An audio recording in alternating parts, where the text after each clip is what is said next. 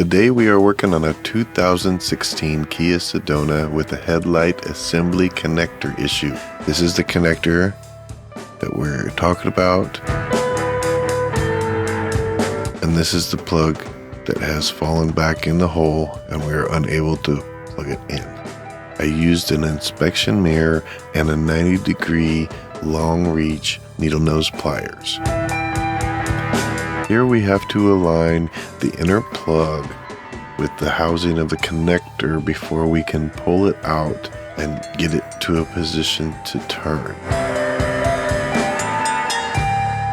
So this took me a little bit the first time. It was not an easy task and I had to be patient and just keep working at it. But the second time I did it, it was really easy. So let me grab my pliers. Here we go. Twist it, line it up. Let's pull it out. Oh, there it went. Now we're going to turn the connector.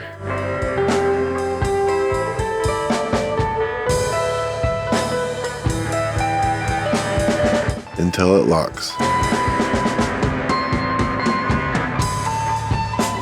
Reinstall connector and retest lights.